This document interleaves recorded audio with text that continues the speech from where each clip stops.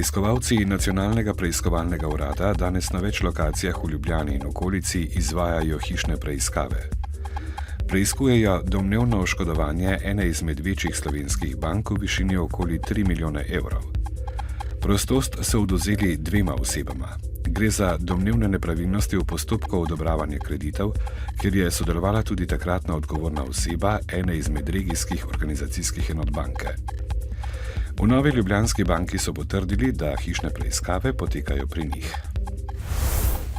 Predsednika največjih parlamentarnih strank Janez Janša in Zoran Janković, ki sta se po poročilu protikorupcijske komisije odločila preveriti podporo v svetu strank, ostajata na položajih. Janša je dobil prepričljivo podporo sveta SDS, Svet Pozitivne Slovenije pa je zavrnil glasovanje o Jankovićevi zaupnici. Kljub temu pozivi k njunemu odstopu ne potihnejo. V okviru delovne skupine Znanje in ustvarjalnost kot temelj razvoja se predstavniki sindikatov in Ministrstva za izobraževanje skušajo dogovoriti o varčevalnih ukrepih v šolstvu. Pripravljeni predlog ukrepov po zagotovilih ministrstva ne bi vplival na kakovost pouka, a v SVIZ-u pravijo, da so vsi predlogi ministrstva enako nesprejemljivi. Po besedah glavnega tajnika SVIZ-a Branimirja Štruklja gre pri sredinjih predlogih ministrstva za povečanje učnih obveznosti učiteljev, povečanje normativov tehničnemu osebju, povečanje minimalnega števila otrok v osnovnih šolah in za šolske okoliši, ki naj bi postali enotni, zaradi česar bo dodatno število ljudi ostalo brez dela. Potem, ko so v zadnjem tednu v Splošni bolnišnici Slovenj Gradec zaradi povečanja prehladnih in drugih obolenj omejili obiske na pediatričnem ter oddelku za ginekologijo in porodništvo, omejitev obiska od danes do preklica velja za celotno območje.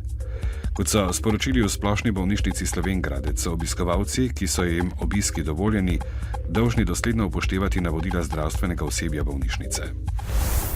V Mariboru je 55-letni moški preteklo noč do smrti zabodel svojo 55-letno ženo, nato si je sodil sam. Kot so potrdili na policijski upravi Maribor, je moški s palico večkrat udaril in z nožem večkrat zabodel žensko. Nato je zabodel še sebe.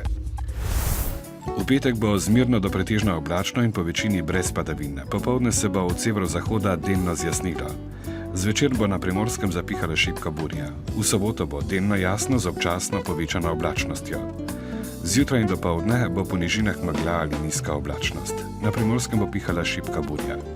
V nedeljo bo oblačno, padavine se bodo od jugozahoda razširile nad vso Slovenijo. Na Primorskem bo rahlo deževalo, drugod rahlo snežilo. V dnevniku televizije Maribor ne zamudite. O pogodbah v Žitu je danes spregovorilo tudi podjetje Job Service Slovaškega. V Nigradu opozarjajo na finančne težave zaradi zamrznjenih cen komunalnih storitev. Mariborske odbojkarice so zmago bližje igranju v končnici Srednje Evropske lige.